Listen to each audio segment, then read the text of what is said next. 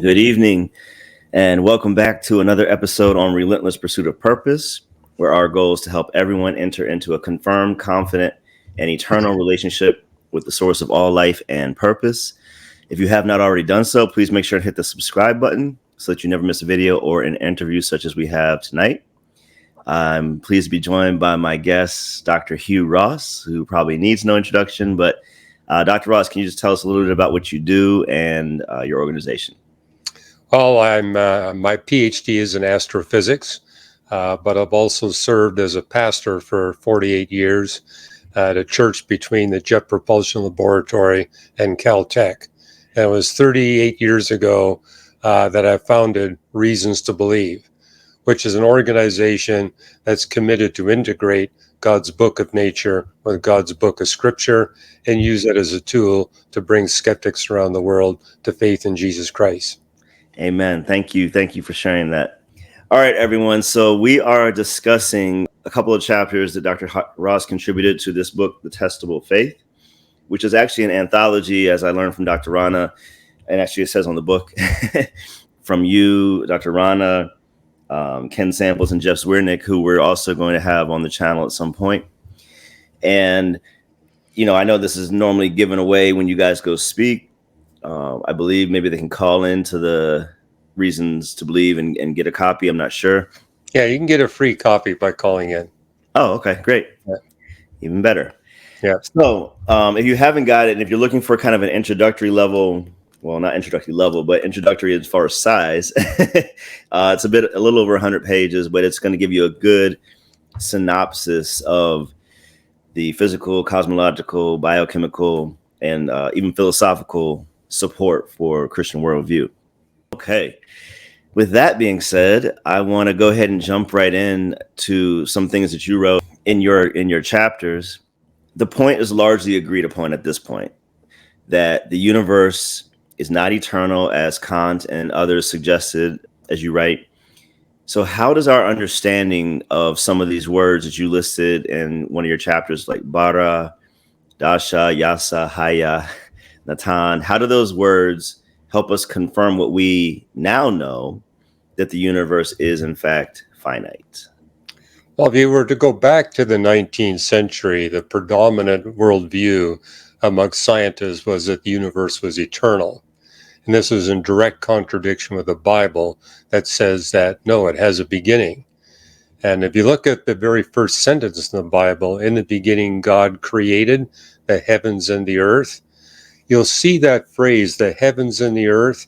In the original Hebrew, it's Shamayim Eretz with the definite articles. It shows up 13 times in the Old Testament. And I remember looking at that before I'd become a Christian and saying, what is this heavens and earth? And searched through the Old Testament, and I found out never does it use the word universe. You'll see it in the New Testament because the Greeks have a word for the universe, but not in biblical Hebrew. In biblical Hebrew, you got this phrase, the heavens and the earth. It always means the totality of physical reality, all matter, energy, space, and time. And then the word bara, to create, means to bring into existence something brand new that never existed before. And so right in the opening sentence of the Bible, it's telling us that there's a God beyond matter, energy, space, and time that created, brought into existence our universe of matter, energy, space, and time. When you get into the New Testament, Hebrews 11:3 says the universe that we can detect did not come from that which we can detect. And we can detect matter, energy, space, and time. And, even when Big Bang cosmology was discovered in the early part of the 20th century, there was a consensus based on the evidence that, yes, the matter and the energy of the universe must have a beginning. But now we have proofs, space-time theorems, that establish even space and time have a beginning. But what I found compelling before I became a believer, the Bible said all this first and said it thousands of years ago. Yeah, that is very compelling. You know, science is kind of catching up. It reminds me of that Robert Jastrow quotation. He says, for the scientist who thinks they've reached the heights of, their field, they scale the mountain and they are greeted by a band of theologians who have been sitting there for centuries. Well, I So, actually had two graduate students of Robert Jastrow in my wow. class for skeptics on Sundays, and they Wow. were both believers. And so Hmm. I asked them a question. Well, I mean, Jastrow says these amazing things about the universe that's very consistent with the Bible teaches. Why does he call himself an agnostic? Their answer was really interesting. It's because I don't want to have to answer the next question. Mm. Wow. Yeah. Very telling. Yeah, wow. I think it was Abdu Murray I was talking to, and he said it's not that we don't have good evidence for the authenticity or validity of what's in the text. It's that people don't want to submit to what's in it. Right. Yeah, you see Yeah. that in Romans 1. Self-imposed ignorance. Yeah. Yeah. Wow. Wow. Okay. So, likewise, how should we understand words like Shamayim? And I think you kind of touched on that with regards to the heavens. And like you said, although the biblical authors knew nothing of the physical properties of the universe, what can we glean from terms such as first, second, third heaven, and things like that? Well, yeah, it's important to understand that in biblical Hebrew, you're dealing with a very small vocabulary language, only about 3,000 words if you don't count the names of people and cities and towns. And so almost every Hebrew noun has multiple literal definitions. Hmm. The word for earth, used in the Old Testament, has 5 distinct definitions. The word for heaven has 3 distinct definitions, which explains why Paul in Corinthians said, I was taken up to the 3rd heaven. And the 3 heavens, one heaven would be the troposphere, that part of our atmosphere where rain clouds form. Hmm. And then the 2nd heaven would be the realm of the stars and the planets, the sun and the moon. The 3rd heaven would be the realm where the angels dwell. It's the dimensional realm beyond the universe. Hmm. And so Paul is basically saying, hey, I was taken up to that realm and had revelations that you would never have if you were constrained to the universe. Wow. Must have been a sight to see. Yes. Well, can you talk about the cosmological research developed by Arvin Board, Alan Guth, and Alexander Belinkin, who I think Right. is probably the more common name that people know, which demonstrates that, as you quote, any model in which the universe expands on average throughout its history, which is the only conceivable cosmological model that will permit the existence of physical life, it requires an actual beginning of space and time, implying that the cosmos was initiated by a causal agent beyond space and time. Can you elaborate on that? Sure. Well, it goes back to the late 1960s and 1970 when physicists were developing the first of the space-time theorems.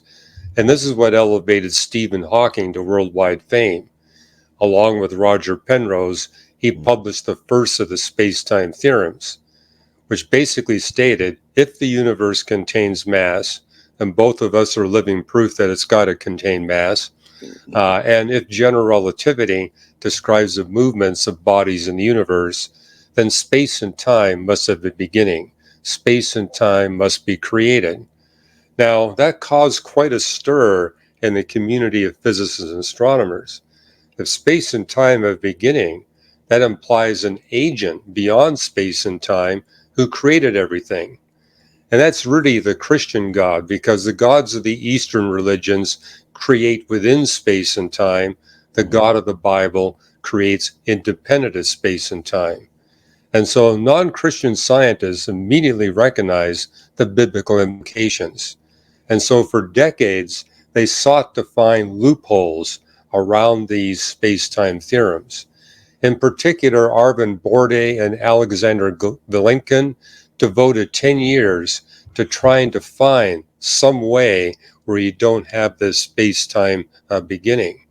And they published 6 papers over a 10-year span. And some of these models did not have a space-time beginning. But every one of those models was a universe in which physical life was impossible. And they said, well, that's not going to work. Clearly, physical life is here.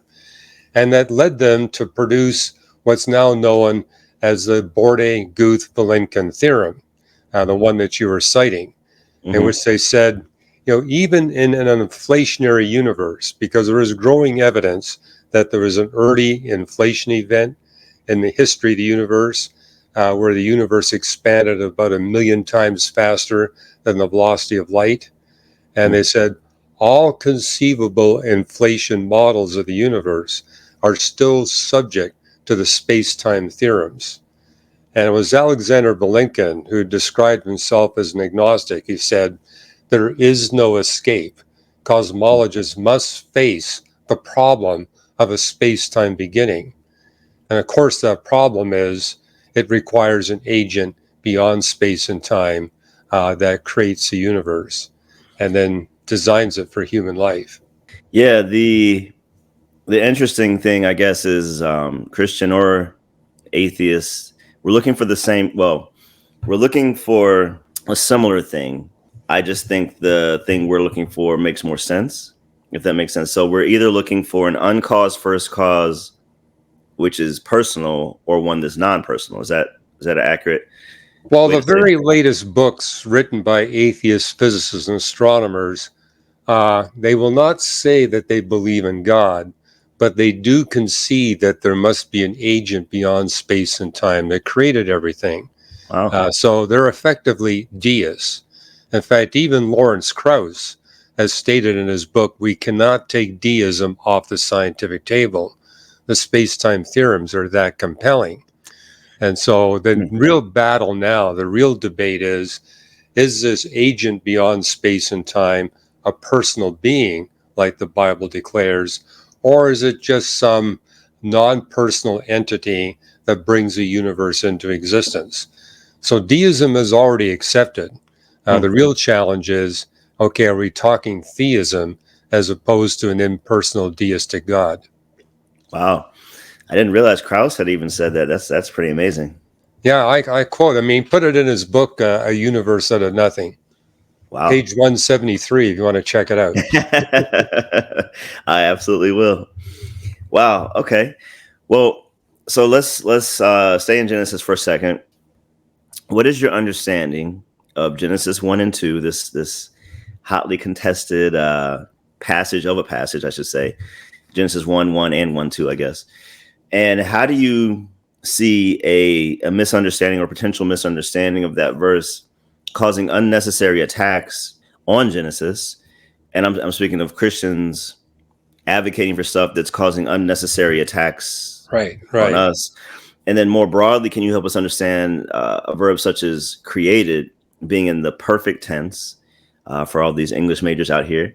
So we want to begin with a verb in the perfect, and they do so in order to describe an event that you say precedes the main storyline. So can you kind of elaborate on that with Genesis 1 and 2 as a backdrop? Well, I was not raised in a Christian home, but it's through my studies in astronomy, I realized the universe had a beginning. And that's when I began to go through the world's holy books. And but I had been taught the scientific method in every one of my school grades, 1 all the way through 12. And so when I picked up the Bible at age 17, I recognized right away the scientific method in Genesis 1. How step 1 of the scientific method, don't interpret until you establish the point of view or the frame of reference. Step 2, don't interpret until you establish the starting conditions. Well, what you see in Genesis 1:1, it's speaking about the universe. But in Genesis 1:2, we're now talking about the earth.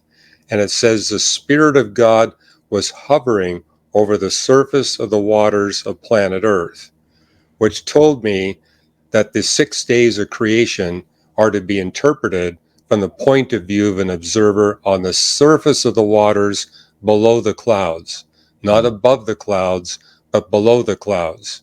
And then Genesis 1:2 also gives you the starting conditions, how there's water over the whole surface of the earth. It's dark on the surface of the earth. Everywhere it's dark, and it's empty of life and unfit for life. But then the Spirit of God begins to work. And I frequently run into scientists who say Genesis teaches scientific nonsense. And I say, well, from what point of view are you interpreting the account of the 6 days? They say, well, God's above. And I says, well, from that point of view, I would agree with you. It's teaching 100% scientific nonsense. But if you put the point of view on the surface of the waters, you get a perfect fit with the established scientific record, both in the description of the events and the order of the events. And it was Galileo who said the biggest mistake you can make in Bible interpretation is to get the wrong point of view. And you can go to Job 38.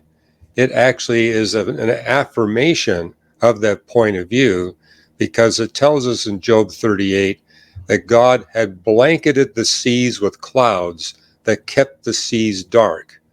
So in Job, it tells us why it's dark on the surface of the waters. It's not dark because there's no light. When God created the universe, there's light throughout the universe. But it's dark on the surface of the waters of planet Earth because the clouds initially are opaque to light. Kind of like what I have on Venus today, an atmosphere so thick that only the extreme red end of the spectrum gets to the surface of Venus. And we now know that Earth started off with an atmosphere 3 times thicker than what Venus has today. An atmosphere that thick, no visible light gets through to the surface of the waters. Okay, so with that kind of creation narrative as our backdrop, and we've got, the Earth, the sun, the planets, the stars, at least the ones we can see. But many people, some people assume that there is wasted space or wasted energy, so to speak, in the universe.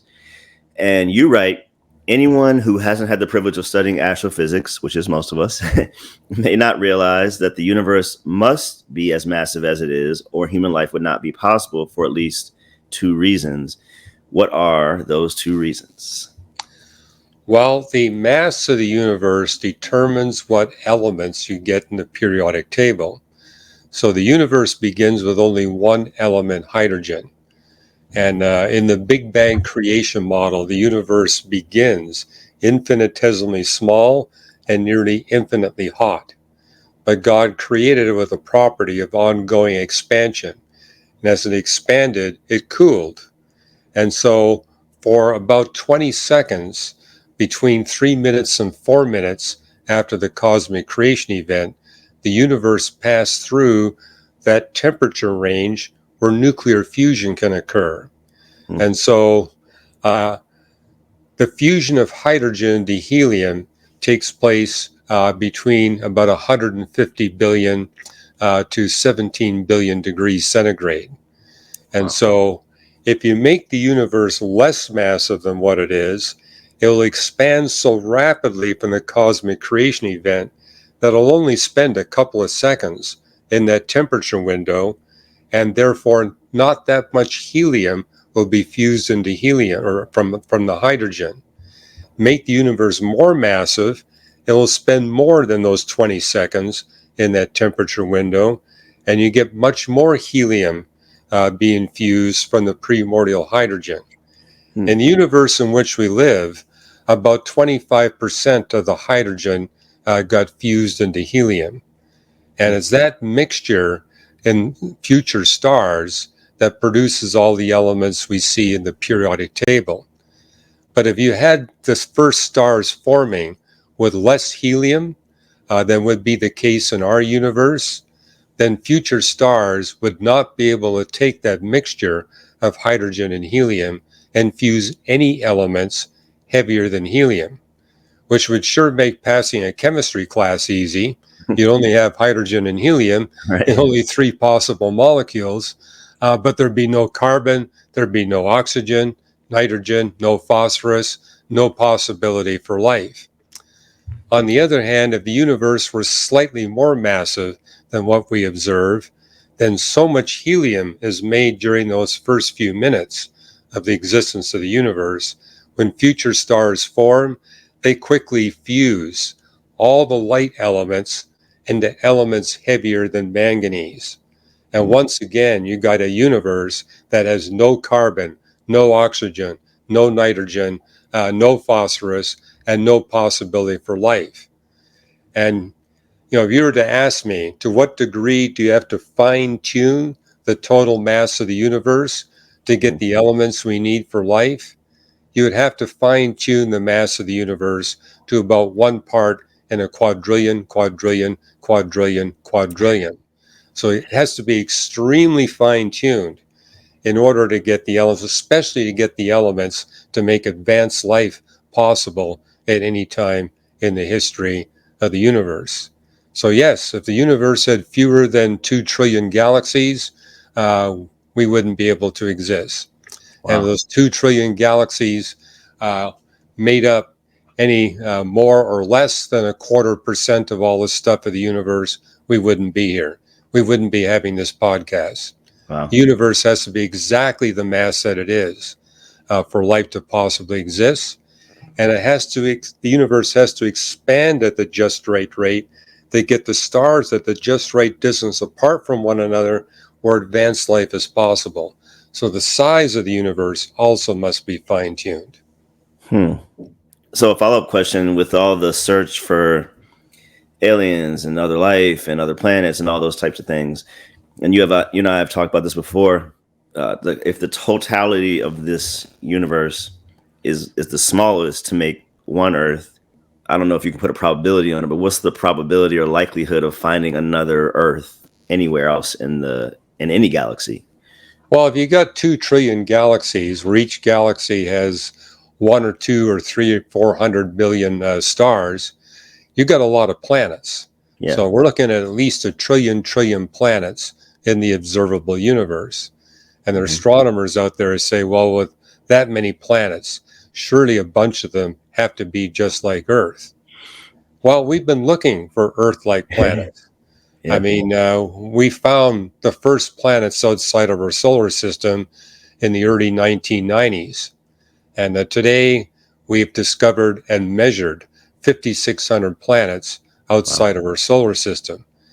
And I remember back in 1995, astronomers said, we're going to find dozens and dozens of planets, just like Earth, just like Venus, just like Mercury, Jupiter, Neptune, Uranus, Saturn. And, here we are, almost 30 years later, and we've yet to find a single planet that resembles any of the planets in our solar system. Not only have we not found an Earth-like planet, we haven't found a Jupiter-like planet. And this led to an interesting discovery that every one of the 8 planets in our solar system must have exactly the characteristics that it does for advanced life to be possible on planet Earth. So when our family celebrates Thanksgiving, we don't just thank God for planet Earth. We thank God for Neptune, Uranus, Mercury, Venus, Mars, the whole lot. And moreover, we have 5 asteroid and comet belts. Our asteroid and comet belts, likewise, are nothing like the asteroid and comet belts orbiting other stars. Other stars either have comet and asteroid belts 1,000 times bigger than ours, or they don't have any asteroids and comets at all. We're orbiting the only star that has these 5 asteroid and comet belts that are fine-tuned, designed just the way it has to be to make advanced life possible here on planet Earth. Wow, that's amazing. So how do the comet belts do that and not hit Earth, I guess? Well, they do hit Earth, but they hit Earth at just the right rate. So, for example, our planet Earth loses a tiny amount of water every day to interplanetary space. But we get bombarded by comets, most of them quite small. And comets are 85% frozen water. So the water we lose is compensated by the water we gain. But if we had comet belts 1,000 times bigger than we have today, we'd be blasted by these collision events, which would make life quite unpleasant here on planet Earth. You don't want to be bombarded every day by giant comets. Yeah. And same thing with the asteroids, is that these asteroids actually contribute significantly to our economy. So, for example, there's an asteroid that hit in South Africa about 250 million years ago. That asteroid is responsible for 80% of the gold and platinum that's in circulation in our economy. Another asteroid hit in Ontario, on the in Sudbury, and that asteroid is responsible for 50% of the nickel that's in circulation. Because yes, there's asteroids out there that are very high-grade heavy metal objects, to such a degree that NASA's found one that they said is worth $60 quadrillion. And they're actually seriously thinking, maybe we can go out and grab that asteroid, bring it close to the Earth, and we can mine it. And we'll have all the platinum and gold and silver, osmium that we need. And this could really be a huge boost to our economy. But once again, you don't want these things crashing into the Earth every day, or even every year, or even every 1,000 years. You want them to be relatively rare. And it's also interesting, the way our moon orbits the Earth, it deflects away the light density asteroids, but funnels in the heavy density asteroids. And so the moon actually is a shepherd that's making sure we get delivery of the valuable asteroids and keeps away the asteroids that could do us harm that are not valuable. Wow. God thought of everything, huh?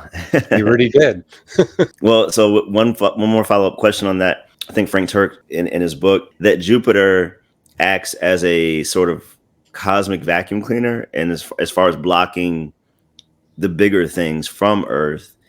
And that's one of probably many ways that Jupiter helps Earth. What are some other ways that, maybe not all of them, but just like Uranus or Mars, or pick your planet, of a way that it being in its proper orbit, like you said, actually makes life accessible here? Well, Frank Turek got that from us. I've been writing about that for about 30 years. I'm sure he did. And so, yeah, what he's talking about is how Jupiter acts as a gravitational shield, ensuring that we don't get too many collision events from distant asteroids and comets. And so astronomers have actually observed Jupiter pulling in asteroids. And so we see collision events on both Saturn and Jupiter. But to get the optimal shielding, you want to have the most massive gas giant planet closest to planet Earth, the second most massive one to be about twice the distance away. And notice that's the case for Jupiter and Saturn. Jupiter is about 3 times more massive than Saturn. Uranus and Neptune are less massive than Saturn. But it's a combination of those 4 gas giant planets that optimizes the delivery of asteroids and comets to planet Earth, ensuring we don't get bombarded too often, but bombarded enough that it is able to make possible our high technology civilization, and ensures that we don't lose all of our water to outer space. Wow. Okay. Well, you wrote about the exquisite balance, some of which you're kind of describing in the universe regarding the quantity and fine-tuning of the matter that does exist. Although as you write, the stars and planets account for only about 1% of the total matter of the universe, even that small percentage must be extraordinarily fine-tuned for life to exist. So first, I mean, that's mind-boggling to hear, because this is the only planet we're on. And so anything outside of here seems massive. It seems totalizing. But you're saying 1% of the total matter of the universe is only accounted for by the stars and planets, and there's obviously 99% more. So can you elaborate on this for us? Yeah, I elaborated on 2 whole chapters in this book, The Crater and the Cosmos, the 4th edition, basically making the point that the universe is composed of dark energy, dark matter, ordinary matter, where the ordinary matter, most of it is cold, a tiny bit of it is warm, and then you got the stars and the galaxies and the nebulae. And what I document in the book is that all these different components of the universe must be extraordinarily fine-tuned for life to be possible in the universe. So about 70% of the universe is dark energy. That's energy that's embedded in the space surface of the universe. And the way that dark energy works, as the universe expands, the space surface of the universe gets larger. And as it gets larger, the dark energy embedded in that space surface, it actually works to cause the universe to expand at a more rapid rate. And so gravity works to slow down the cosmic expansion. Dark energy works to accelerate the cosmic expansion. But the quantity of matter in the universe and the quantity of dark energy in the universe is fine-tuned so that the universe expands at exactly the right rate at different times in cosmic history. Today it's expanding faster than it did when the universe is young. But if you don't have the degree of expansion fine-tuned, at every moment in the history of the universe, you will not have a universe with advanced life within it. And it's dark energy where we see the most extraordinary fine-tuning. It must be fine-tuned to within 1 part in 10 to the 122nd power. Wow. As already mentioned, the matter has to be fine-tuned to 1 part in 10 to the 60th. The ratio of dark matter, we have what's called ordinary matter and dark matter.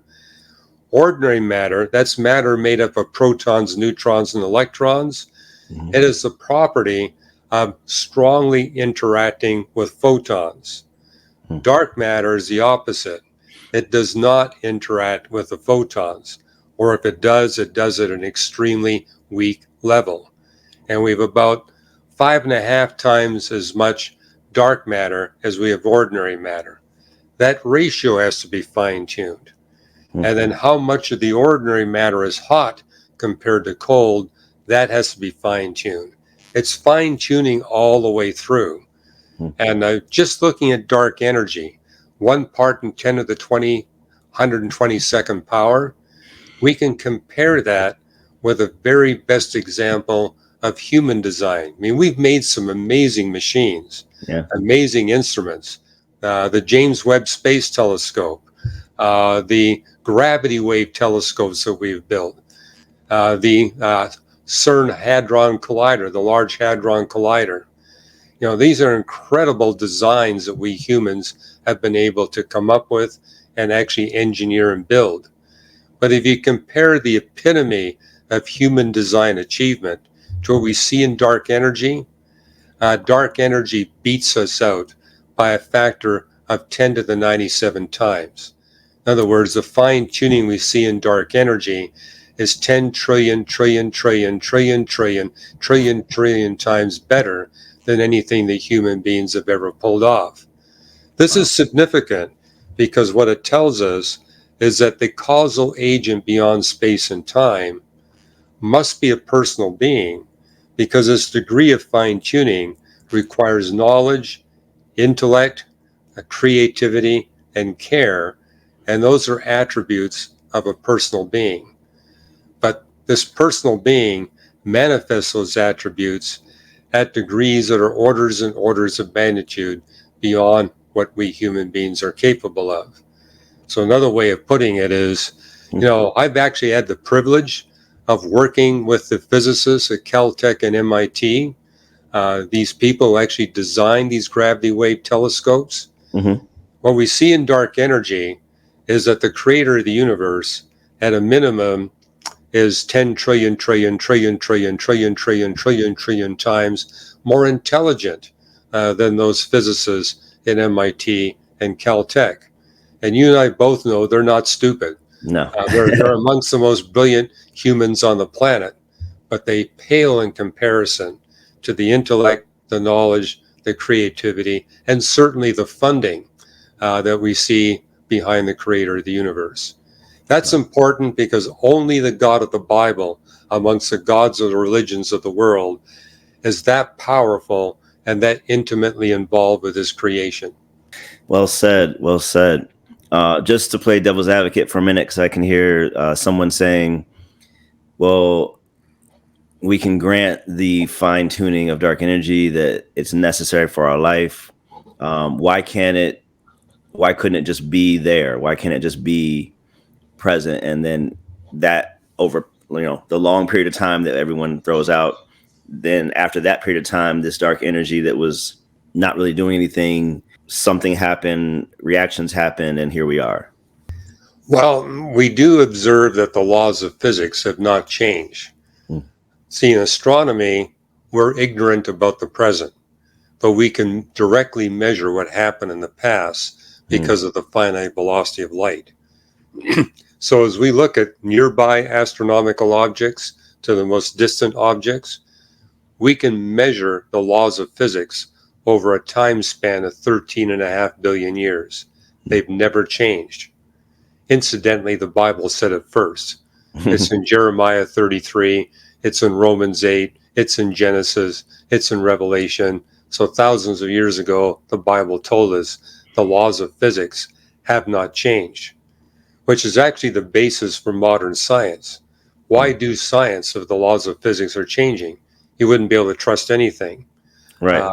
And it's no accident that science exploded out of a Christian worldview. Other religions, we saw science having these little sparks, but they would die out. It's only in Western Reformation Europe that we see the birth of the scientific method and the scientific revolution. So if the laws of physics haven't changed, then you really are stuck with a fine-tuning argument.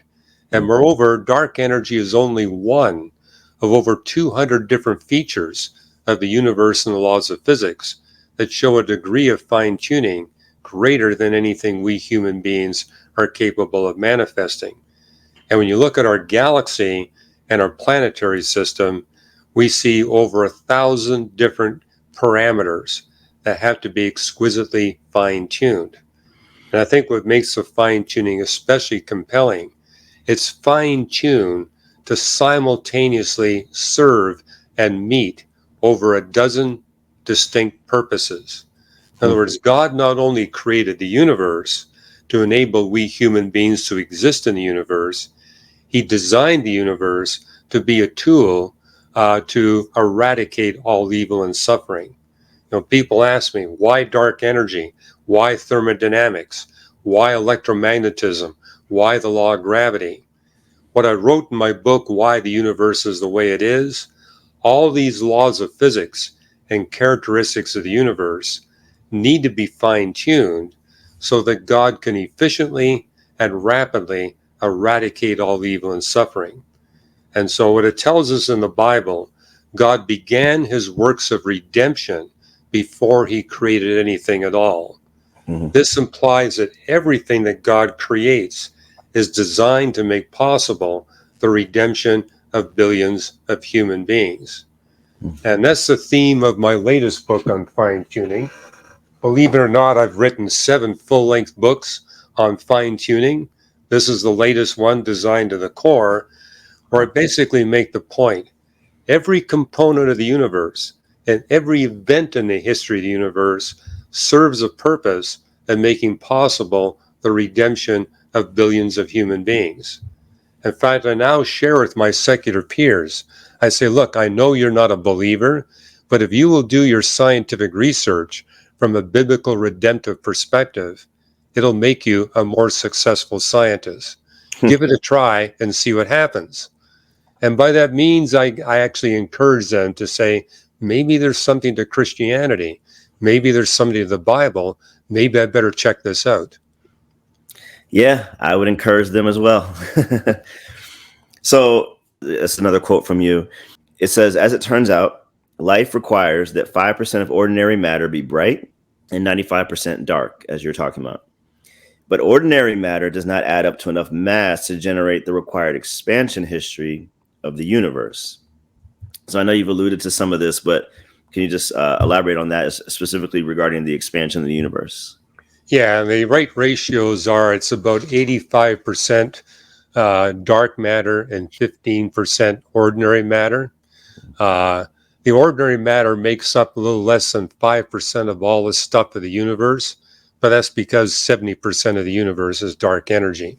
So that's where you get those different percentages. Gotcha. So, but the percentages all have to be fine-tuned to get the universe to expand at the just right rate. I mean, If the universe expands too rapidly from the cosmic creation event, gravity will not be able to gather the gas and dust and collapse them to make stars. You'd have a universe, but it'd be a universe with only dispersed gas and dust. There'd be no stars, no planets, no galaxies, and no possibility for life. On the other hand, if you got the universe expanding more rapidly, then gravity is able to collect the gas and dust with such efficiency that the universe quickly becomes nothing but black holes and neutron stars, where the density exceeds 2 billion tons per teaspoon. And with a density that extreme, there's no molecules, there's no atoms. And if you don't have molecules and atoms, you don't have any possibility for life. Right. And so God wanted a universe with stars and planets and moons and gas and dust so that, we could possibly exist. But that requires fine-tuning the amounts of dark energy, ordinary matter, and dark matter to very exquisite degrees. It also requires that most of that dark matter be in a cold state rather than a warm or a hot state. Same thing is true of the ordinary matter. Its average temperature has to be fine-tuned. Wow. Okay. Well, we are getting close to the end, but a couple more questions. Just to make sure we're doing our due diligence, or you did your due diligence, and you highlighted some potential alternative theories that people have proposed, such as the oscillating universe or the reincarnating universe. Why don't those work specifically from an astrophysics perspective? Well, when the Big Bang model was first proposed, physicists and astronomers immediately recognized that it implied the Christian faith. And so there were those from a Hindu perspective that said, hey, let's see if we can make a reincarnating universe work. Because in the Hindu Vedas, it talks about how the universe has a beginning and goes through a cycle of beginnings and endings with a period of 4.32 billion years. Well, one reason the oscillating universe got tossed out, we know the universe is older than 4.32 billion years. So the Hindus got the number wrong. But also in order to make the universe rebound, because what they're saying is it expands, contracts, and expands, but you need a mechanism to rebound the universe from a stage of collapse into a stage of expansion. And that requires an entropy level that to be far lower than we measure. The entropy of the universe is about 100 million times too high to support the oscillating universe theory. And what really killed it was when they discovered dark energy. Because with dark energy, the universe expands faster and faster it gets older. So next year, the universe will expand faster than it did this year, which means the universe will never collapse. It's going to continue to expand all the way into the future until God decides to replace the universe with a different realm, like you see in Revelation 21. Yeah. Wow. All right. Finally, let's kind of bring it to a personal level for everyone. What does all this mean for each of us? We've been talking about astrophysics and stars and galaxies, and you said something before that this was all done by God for his purpose of bringing billions of people to know him and to love him and serve him. And so, just for helping people, what does all this mean for each of us? And how does this demonstrate our worth to God and provide us with meaning in life?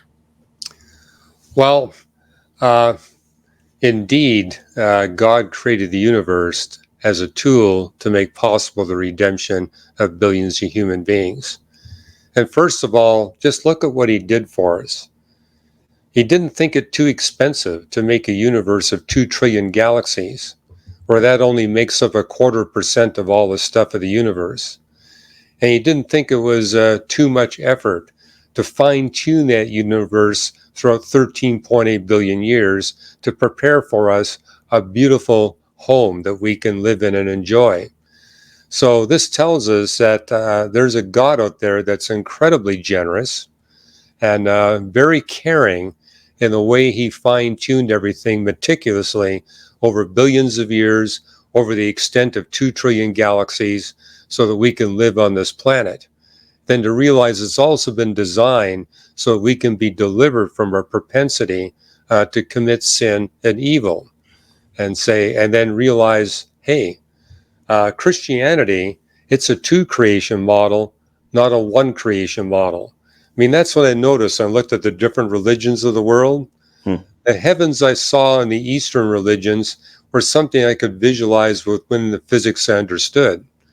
The heaven in Christianity totally transcends the physics of this universe, totally transcends the space-time dimensions. So Christianity is a 2 creation model. He creates this universe to be a tool to eradicate all evil and suffering, while he enhances the free will capability of humans who choose to be with him, so we can experience exponentially greater love in the new creation. And we're also told that God has created 2 distinct species of intelligent life, we human beings and the angels. We humans are constrained by the physics of the universe. The angels are not. But it also tells us in the Bible that we differ from the angels in that we experience the grace of God. We experience his work within us to eliminate our propensity to commit sin. Step by step, the Holy Spirit does that within the life of every believer. The angels observe God's grace. They don't experience God's grace. Because we humans experience God's grace, we're being trained and equipped for careers that the angels will not be able to fulfill. And that's what Paul tells us. A day will come when we leave this creation and enter the new creation. And in that creation, we will be magistrates over God's new creation. We'll be ruling over it. And we'll be teaching the angels and judging and ruling over the angels. Why? Because we've been trained in this life for a career that no other being that God has created is capable of fulfilling, which is why Paul says, you're only here for 70, 80, or 90 years. And in these few decades, you're being trained for an amazing career in the new creation, where you're going to be able to experience boundless love. So he says, take these few decades seriously. It's like a race. You're running a race. There's a finish line up ahead, and you want to finish that race well, because the better you finish that race, the greater the career you'll have in the new creation. I use the analogy that our human life here on Earth is kind of like taking a really challenging university course. I mean, I've been a professor and a student. When I'm a professor at a university, I tell my students, I'm being paid by the university to make you suffer. And all of you want to suffer at my hand because you all realize it's through the suffering that you're going to be prepared for an amazing career. Likewise, God has us in this universe. As Jesus said to his disciples, in this world you'll have tribulation, but take heart, I've overcome the world. The tribulation is essential to prepare us for that future career and to enable us to experience love at an exponentially greater rate. And so take this life seriously and recognize the tribulation is only for a short period of time. That's what I tell my university students. Hey, you're only going to be suffering at my hand for 4 months. It's temporary. And you're also going to benefit from the suffering. Amen to that. Well, Dr. Ross, thank you so much once again for joining us. Everyone, the book is Testable Faith. It is available for free, actually, if you call Reasons to Believe. Yeah, just go to reasons.org or call our 800 number that you think it's 855 Reasons. And they'll get you the book for free. And by the way, you can get free chapters of any of my books at reasons.org/Ross. Okay, great. So listen, guys, there's no excuse for not knowing. We have a plethora of resources, a plethora of research and researchers. So I encourage you to go check those things out. Dr. Ross, thank you once again. And everyone else, until next time, peace.